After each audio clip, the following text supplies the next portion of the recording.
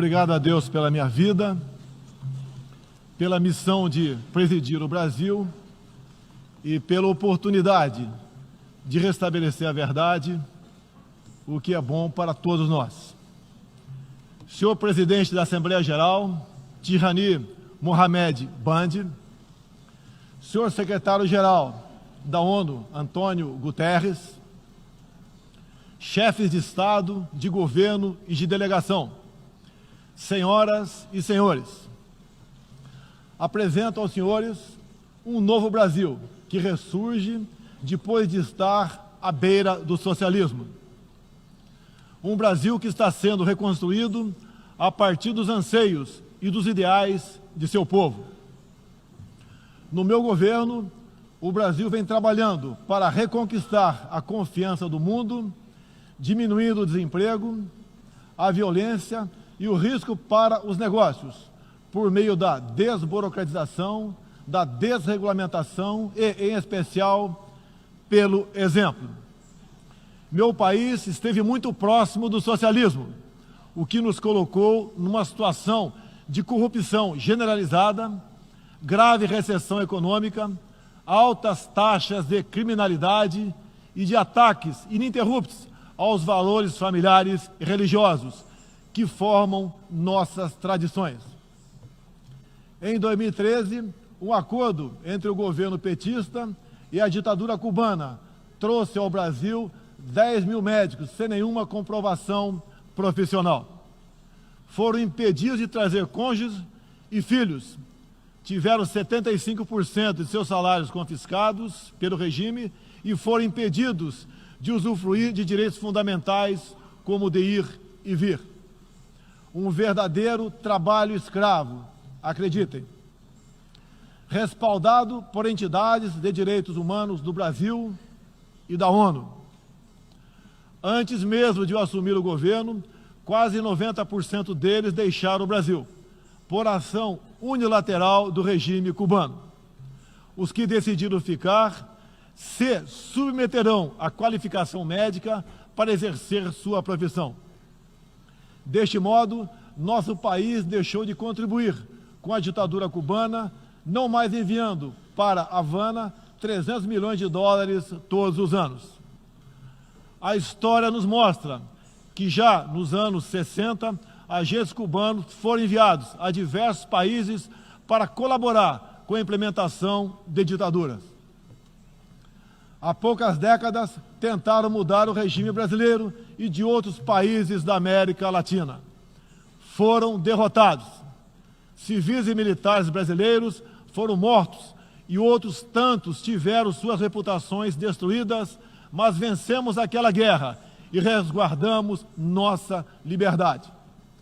Na Venezuela, esses agentes do regime cubano, levados por Hugo Chávez, também chegaram e hoje são aproximadamente 60 mil que controlam e interferem em todas as áreas da sociedade local, principalmente na inteligência e na defesa. A Venezuela, outrora um país pujante e democrático, hoje experimenta a crueldade do socialismo. O socialismo está dando certo na Venezuela. Todos estão pobres e sem liberdade. O Brasil também sente os impactos da ditadura venezuelana. Dos mais de 4 milhões que fugiram do país, uma parte migrou para o Brasil, fugindo da fome e da violência. Temos feito a nossa parte para ajudá-los, através da Operação Acolhida, realizada pelo Exército Brasileiro e elogiada mundialmente. Trabalhamos com outros países, entre eles os Estados Unidos, para que a democracia seja restabelecida na Venezuela, mas também nos empenhamos duramente para que outros países da América do Sul não experimentem esse nefasto regime. O Foro de São Paulo, organização criminosa, criada em 90 por Fidel Castro, Lula e Chávez, para difundir e implementar o socialismo na América Latina, ainda continua vivo e tem que ser combatido. Senhoras e senhores, em busca de prosperidade, estamos adotando políticas que nos aproximem de países outros que se desenvolveram e consolidaram suas democracias. Não pode haver liberdade política sem que haja também liberdade econômica. E vice-versa. O livre mercado, as concessões e as privatizações já se fazem presentes hoje no Brasil. A economia está reagindo ao romper vícios e amarras de quase 2 décadas de irresponsabilidade fiscal, aparelhamento do Estado e corrupção generalizada. A abertura, a gestão competente e os ganhos de produtividade são objetivos imediatos do nosso governo. Estamos abrindo a economia e nos integrando às cadeias globais de valor. Em apenas 8 meses, concluímos os 2 maiores acordos comerciais da história do país, aqueles firmados entre o Mercosul e a União Europeia, e entre o Mercosul e a Área Europeia de Livre Comércio, o EFTA. Pretendemos seguir adiante com vários outros acordos nos próximos meses. Estamos prontos também para iniciar nosso processo de adesão à Organização para a Cooperação de Desenvolvimento Econômico, OCDE. Já estamos adiantados, adotando as práticas mundiais mais elevadas em todos os terrenos, desde a regulação financeira até a proteção ambiental. Senhorita Isani Calapalo, indígena aqui presente do Brasil, agora vamos falar de Amazônia. Em primeiro lugar, meu governo tem o compromisso solene com a preservação do meio ambiente e do desenvolvimento sustentável em benefício do Brasil e do mundo. O Brasil é um dos países mais ricos em biodiversidade e riquezas minerais. Nossa Amazônia é maior que toda a Europa Ocidental e permanece praticamente intocada. Prova de que somos um dos países que mais protege o meio ambiente.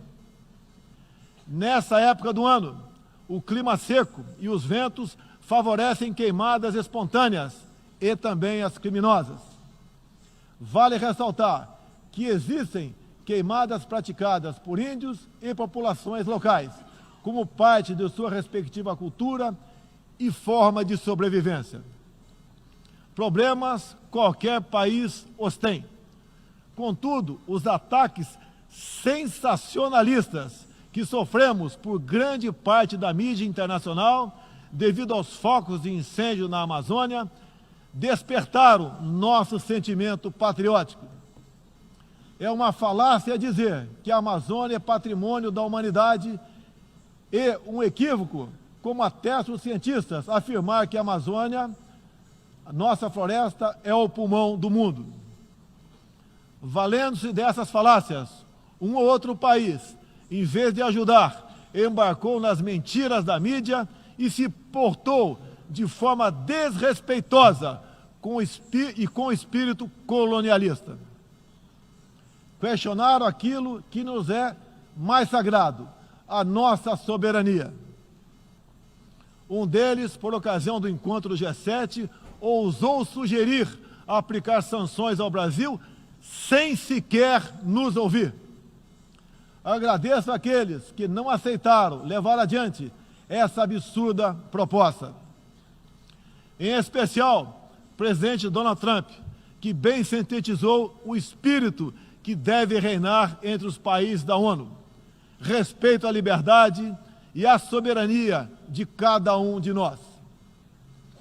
Hoje, 14% do território brasileiro está demarcado como terra indígena, mas é preciso entender que nossos nativos são seres humanos, exatamente como qualquer um de nós. Eles querem e merecem usufruir dos mesmos direitos de que todos nós.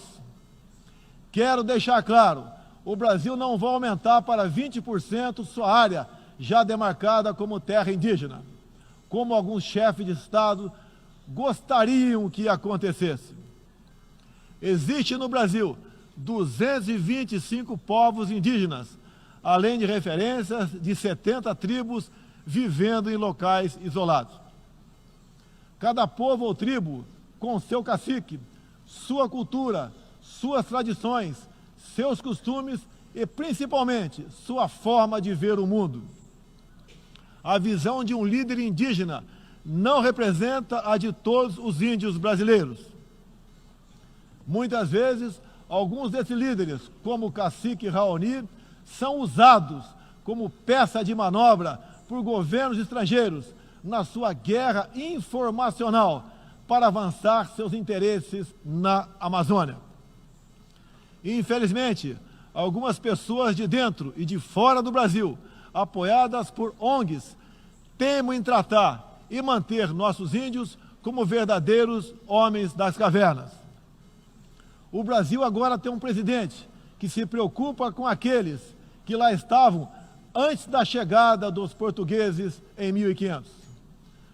O índio não quer ser latifundiário, pobre em cima de terra rica, especialmente das terras mais ricas do mundo.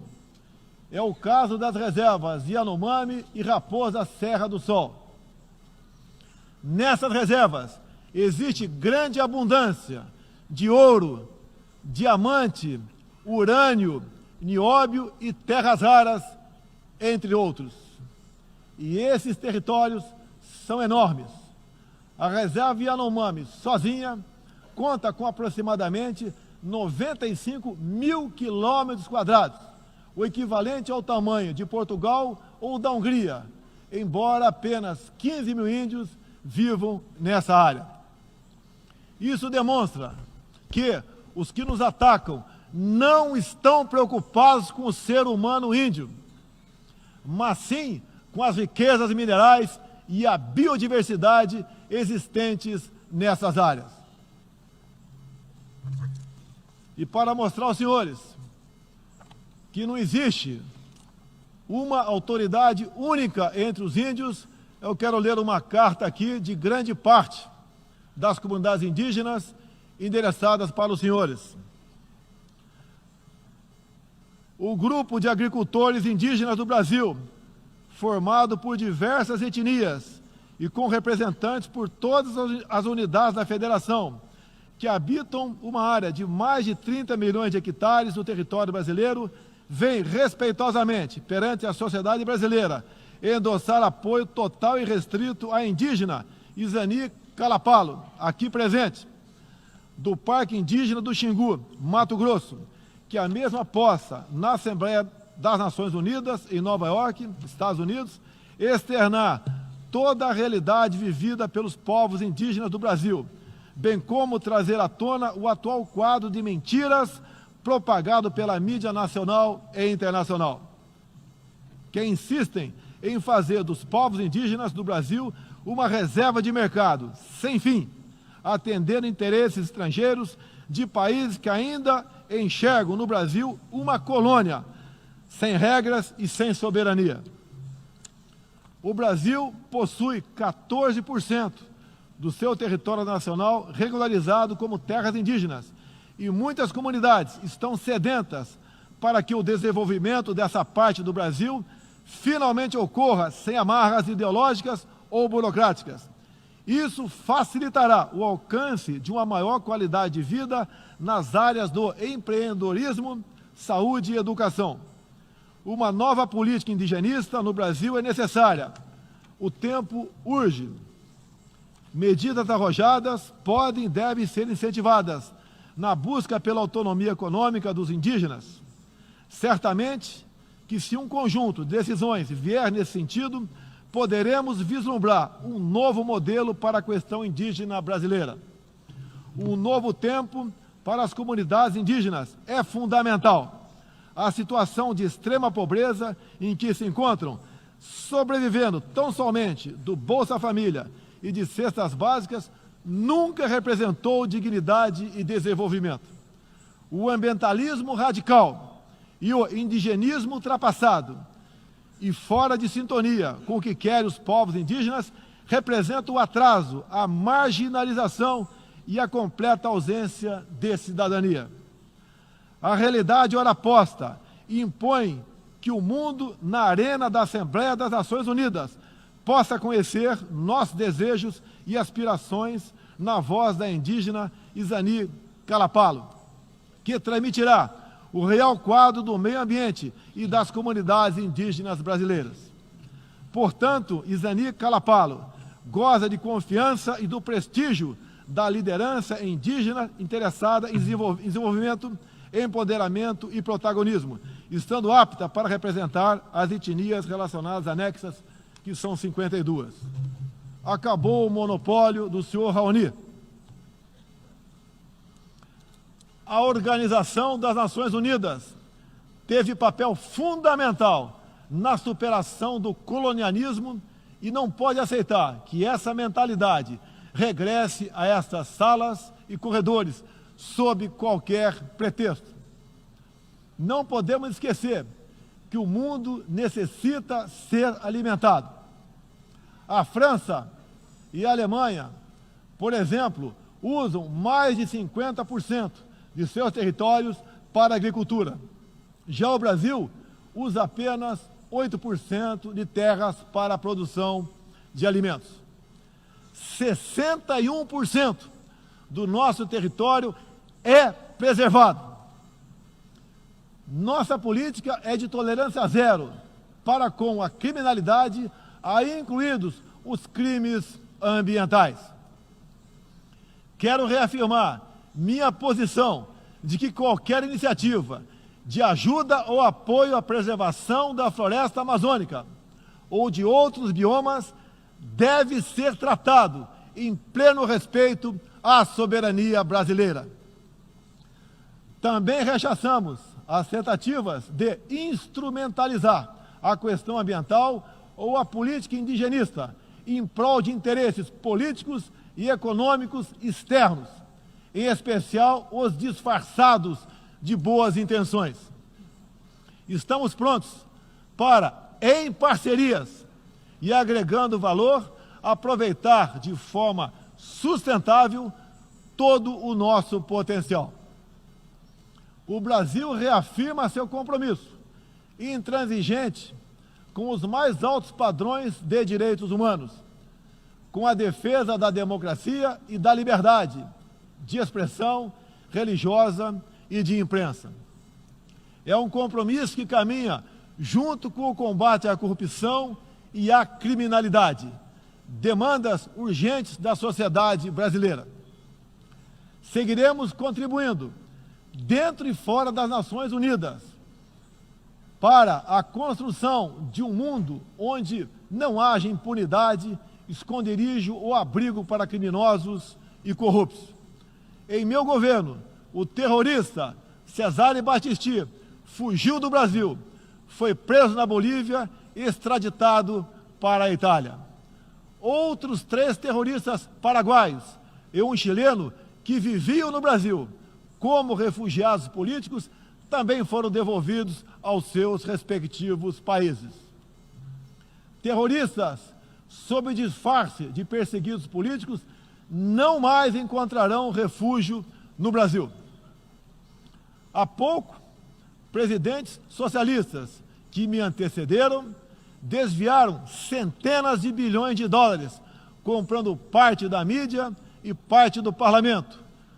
Tudo por um projeto de poder absoluto.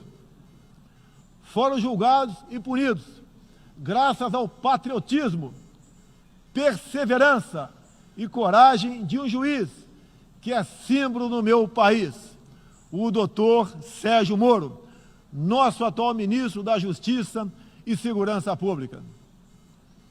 Esses presidentes também transferiram boa parte desses recursos para outros países, com a finalidade de promover e implementar projetos semelhantes em toda a região. Essa fonte de recursos secou. Esses mesmos governantes vinham aqui todos os anos e faziam descompromissados discursos com temas que nunca atenderam aos reais interesses do Brasil, nem contribuíram para a estabilidade mundial. Mesmo assim, eram aplaudidos. Em meu país, tínhamos que fazer algo a respeito dos quase 70 mil homicídios e dos incontáveis crimes violentos que anualmente massacravam a população brasileira. A vida é o mais básico dos direitos humanos. Nossos policiais militares eram o alvo preferencial do crime. Só em 2017, cerca de 400 policiais militares foram cruelmente assassinados. Isso está mudando.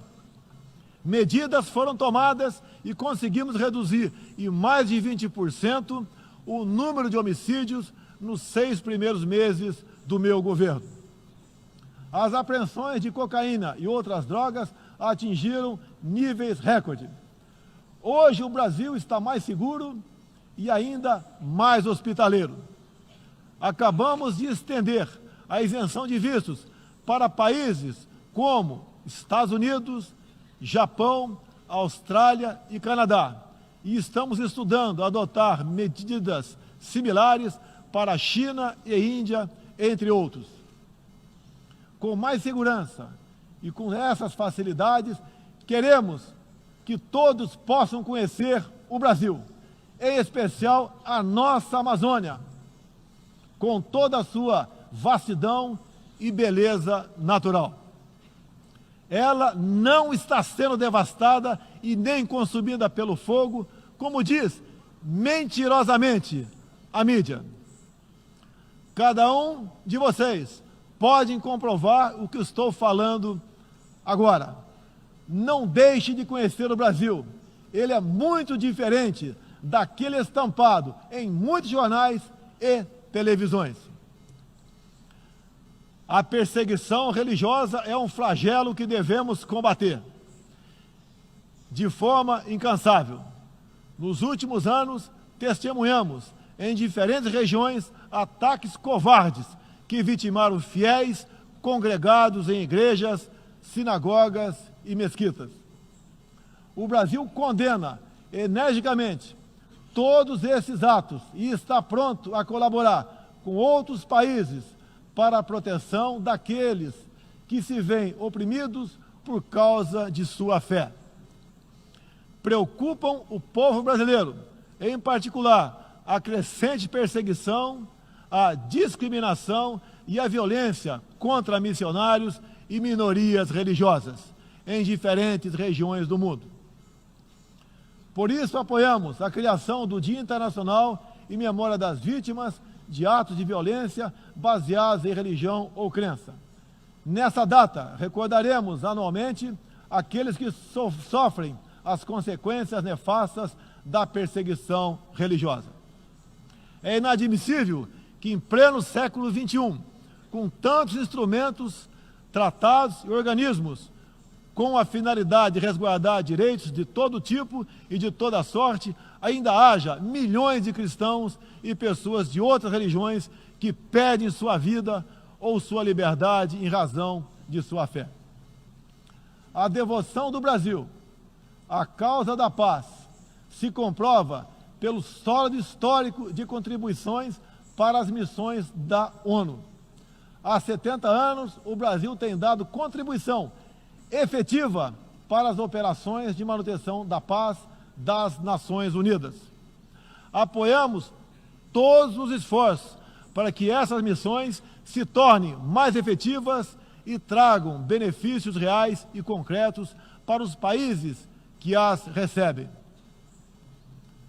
Nas circunstâncias mais variadas, no Haiti, no Líbano, na República Democrática do Congo, os contingentes brasileiros são reconhecidos pela qualidade de seu trabalho e pelo respeito à população, aos direitos humanos e aos princípios que norteiam as operações de manutenção de paz. Reafirmo nossa disposição de manter contribuição concreta às missões da ONU, inclusive no que diz respeito ao treinamento e à capacitação de tropas, área em que temos reconhecida experiência.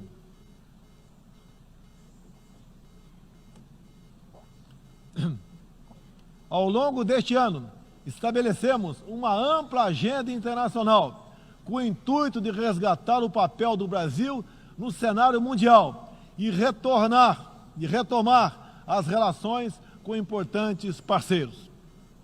Em janeiro, estivemos em Davos, onde apresentamos nosso ambicioso programa de reformas para investidores de todo o mundo. Em março, visitamos Washington, onde lançamos uma parceria abrangente e ousada com o governo dos Estados Unidos em todas as áreas, com destaque para a coordenação política e para a cooperação econômica e militar.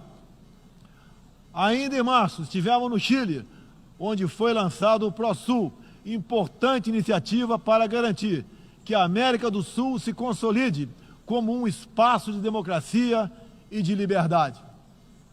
Na sequência, visitamos Israel, onde identificamos inúmeras oportunidades de cooperação, em especial na área de tecnologia e segurança. Agradeço a Israel o apoio no combate aos recentes desastres ocorridos em meu país. Visitamos também um de nossos grandes parceiros no Cone Sul, a Argentina, com o presidente Maurício Macri e nossos sócios do Uruguai e do Paraguai, afastamos do Mercosul a ideologia e conquistamos importantes vitórias comerciais, ao concluir negociações que já se arrastavam por décadas. Ainda este ano, visitaremos importantes parceiros asiáticos, tanto no Extremo Oriente quanto no Oriente Médio.